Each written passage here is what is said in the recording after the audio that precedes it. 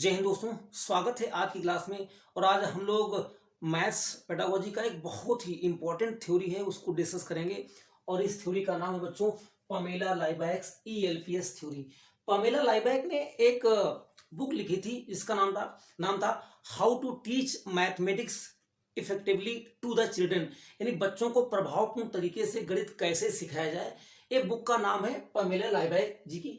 ये बहुत ही शानदार बुक है। इन्होंने लगभग 10,000 बच्चों पर रिसर्च किया था कि बच्चे गणित कैसे सीखते हैं। बच्चे जो संख्याओं को या जो गणित का जो पैटर्न है उस पैटर्न को किस तरीके से जो है सीखते हैं। तो आइए हम बताते हैं। तो उन्होंने एक थ्योरी दी थी, उसका नाम था ELPS। अब इसका फुल फॉर्म क्या है और यहां से CTET में सवाल कैसे आते हैं आप ये मान लीजिएगा। ये जितनी भी थ्योरी आपके एग्जाम में पूछी जाती है सबसे डिफिकल्ट थ्योरी मानी जाती है। अगर आप इसको नहीं पढ़ते हैं तो यहां से आने वाला सवाल आप नहीं कर सकते हैं, क्योंकि बहुत ही क्रिटिकल क्वेश्चंस होते हैं यहां से आने वाले। लेकिन आप अगर एक बार इस थ्योरी को समझ गए, ठीक है, तो आप बहुत आसानी से चीजों को टैकल कर ले जाएंगे। ठीक है दोस्तों, अगर इस चैनल पे आप नए हैं तो चैनल को लाइक कर लीजिए और सब्सक्राइब करके। और अगर आपको वीडियो अच्छा लगता है तो कमेंट एक बार जरूर करेंगे। अगर कोई कमी है तो वो भी आप बताएंगे, और अगर कोई नया टॉपिक आप पढ़ना चाहते हैं तो भी आप बताएंगे। आइए दोस्तों शुरू करते हैं। तो ई मीन्स होता है बच्चों, यहां पर क्या होता है, experience. Experience with experience with physical objects.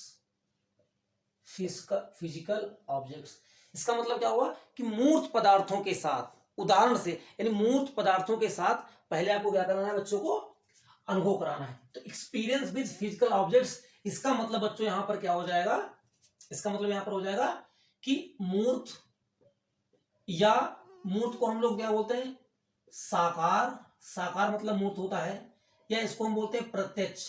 ये तीनों चीजें बच्चों क्या है, सेम है। और जब मैंने लगभग मैंने 30 से 40 सेट जो CTET के मैंने उसको रिसर्च किया मैंने उन पेपरों को, तो वहां से अलग अलग वर्ड मिले हैं जो मैं आपको यहां पर बच्चों समझाने का प्रयास कर रहा हूं। ठीक है, मूर्त, साकार या प्रत्यक्ष,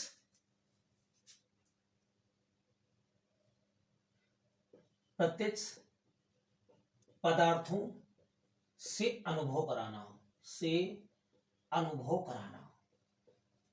थोड़ा समझ लेते हैं इसको। ये क्या है कि पामेला लाइबैक जी कहती हैं कि जब भी बच्चों को आप पहले गणित सिखाएं, तो अगर कोई आप किसी गिनती यानी किसी नंबर या किसी अंक यानी डिजिट्स का आप ज्ञान करा रहे हो, बच्चों को बता रहे हो या सिखा रहे हो, तो वो चीज क्या होनी चाहिए, वो किसी ना किसी मूर्त रूप से, किसी ना किसी उदाहरण से, साकार या प्रत्यक्ष वस्तु से उसको आपको रेफरेंस लेना है, उससे आपको संबंधित करना है ताकि आपको समझा पाए। जैसे अगर हमें वन सिखाना है तो बच्चों मुझे क्या सिखाना है, ये वन है तो ये एक वन पेन, उसे हमें बताएंगे कि ये वन पेन है, वन पिंस मतलब वन है।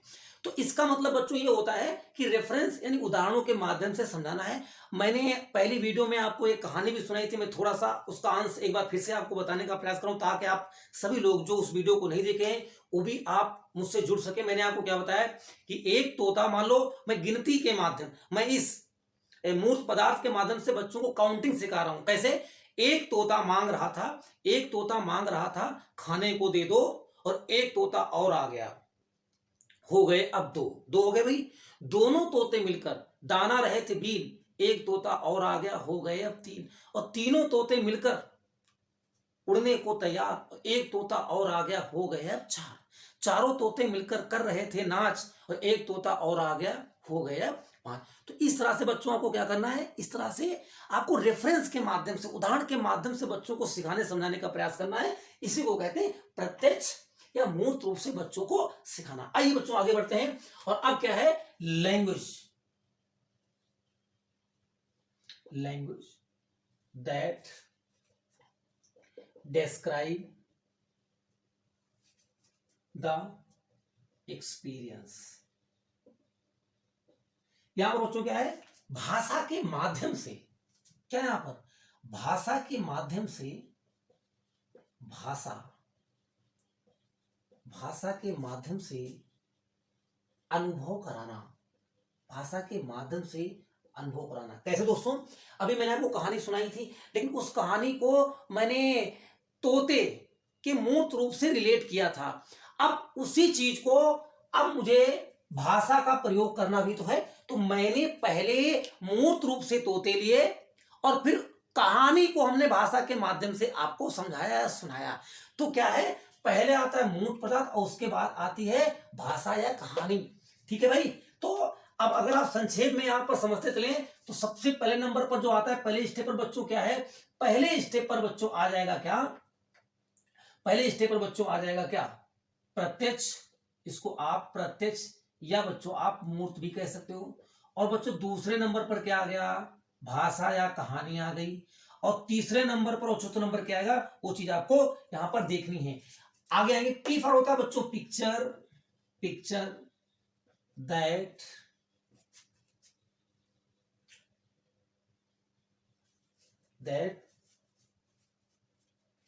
Generate the experience. यहां पर बच्चों सिंपल क्या है, सिंपल आप समझेंगे, पिक्चर मतलब होता है चित्र, चित्र या चित्रों, चित्र के माध्यम से, चित्र के माध्यम से बच्चों अनुभव कराना, चित्र या चित्रों के माध्यम से बच्चों क्या कराना है, अनुभव कराना है। तो यहां पर बच्चों क्या आ जाएगा, इधर आ जाएगा चित्र, तीसरा चित्र। यहां पर सिंबल, सिंबल या इसको हम साइन भी बोलते हैं, सिंबल या sign that generated the experience. इसका मतलब क्या बच्चों, चिन्ह या प्रतीक के माध्यम से अनुभव कराना, अनुभव कराना। ध्यान दीजिएगा, बहुत ही इंपॉर्टेंट चीज है ये।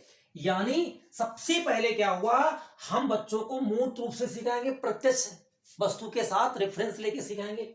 उसके बाद उसी चीज को हम भाषा के माध्यम से बच्चों को समझाने का प्रयास करेंगे। उसके बाद हम फिर चित्र, और इस चित्र का बच्चों क्या है कि जब हम किसी चीज किसी बच्चे को मूर्त रूप से समझाते हैं और फिर हम भाषा कहानी रूप से उसी की महिमा का गान करते हैं, तो बच्चे के मन और मस्तिष्क में एक उस ऑब्जेक्ट के प्रति, उस धारणा के प्रति, उस कंसेप्ट के प्रति एक इमेज बन जाती है मस्तिष्क में, और उसी को कहते हैं चित्र के माध्यम से वो फिर वो चित्र जो है परमानेंट हो जाता है। सिंबल, इसका मतलब फिर वो परमानेंट हो जाता है। फिर क्या करता है, चित्र, चिन्ह या प्रतीक के माध्यम से बच्चों क्या कराना है, अनुभव। तो ये बच्चों सबसे बाद में आता है। तो यहां पर क्या आ गया, चिन्ह आ गया। ठीक, तो सबसे पहले देखेंगे सवाल कैसा भी दिया हो, इस पूरी थ्योरी से मतलब नहीं है। ऑप्शन 4 होंगे आपके पास। तो सबसे पहले आप क्या ढूंढेंगे बच्चों, ध्यान दीजिएगा, मैं शॉर्ट में बता रहा हूं। सबसे पहले प्रत्यक्ष रूप ढूंढेंगे कि जिस ऑप्शन में प्रत्यक्ष, मूर्त या साकार दिया जाएगा उसे सबसे पहले नंबर पर रखेंगे। दूसरे नंबर पर भाषा देखेंगे, भाषा या कहानी का प्रयोग किस ऑप्शन में आया है उसे दूसरे नंबर पर रखेंगे। और तीसरे नंबर पर चित्र रखेंगे यानी पिक्चर। और चौथे नंबर पर क्या रखेंगे, चिन्ह रखेंगे। ठीक है। तो पामेला लाइबैक की ईएलपीएस थ्योरी क्या होती है कि जब बच्चे को हम कोई चीज पढ़ाएं या किसी नए कंसेप्ट को पढ़ाते हैं, सिखाते हैं, तो सबसे पहले क्या आता है, मूर्त रूप, साकार, या हम लोग क्या करते हैं प्रत्यक्ष रूप। दूसरे नंबर पर क्या आता है, भाषा आती है। और तीसरे नंबर पर क्या आता है, चित्र आता है। और लास्ट में क्या आता है, चिन्ह आता है। तो सिर्फ शॉर्ट में बच्चों, बहुत शॉर्ट में आपको बता रहे हैं बच्चों, सिर्फ आपको इतना ध्यान रखना है, प्रत्यक्ष मूर्त, दूसरा भाषा, तीसरा चित्र और चौथा क्या करना, चिन्ह। बस इन 4 चीजों को अगर आप समझ के रखेंगे, प्रत्यक्ष मूर्त, भाषा, चित्र और चिन्ह, आपका सवाल कभी भी गलत नहीं होगा, आपका सवाल कभी भी गलत नहीं होगा। दोस्तों आप मुझे कमेंट करके जरूर बताएंगे क्या ये चीज का पामेला लाइबैक की ईएलपीएस थ्योरी मैं आपको सिखा पाया हूं दोस्तों, मैं आपको समझा पाया हूं क्या, कहीं कोई दिक्कत है दोस्तों कमेंट जरूर करेंगे और मुझे बताएंगे, है ना। और अगर कोई नया टॉपिक, कोई आप टॉपिक अपने आप से पढ़ना समझना चाहते हैं तो कमेंट जरूर करिए और बताइए जो हमारा छोटा सा आपके लिए प्रयास है वो कैसा है। मैं पहले 2 वीडियो अपलोड कर चुका हूँ, ये तीसरी वीडियो है। और बिल्कुल मैंने आपसे वादा किया है कि मैं पूरी गणित और भी कुछ सेगमेंट पूरा पढ़ाने वाला हूं। बस आप लोग साथ देते रहिए और मैं कोशिश करता रहूंगा, और थोड़ा सा आप ना प्यार दीजिए। अगर आपको वीडियो अच्छी लगती है तो लाइक, सब्सक्राइब करें, और अगर आप चाहते हैं तो अपने दोस्तों में जिन भी लोगों को इसकी ज़रूरत है आप उनके साथ शेयरिंग कर सकते हैं। बहुत बहुत धन्यवाद। मिलते हैं आपसे अगली वीडियो में, तब तक के लिए बाय बाय, टेक केयर, जय हिंद।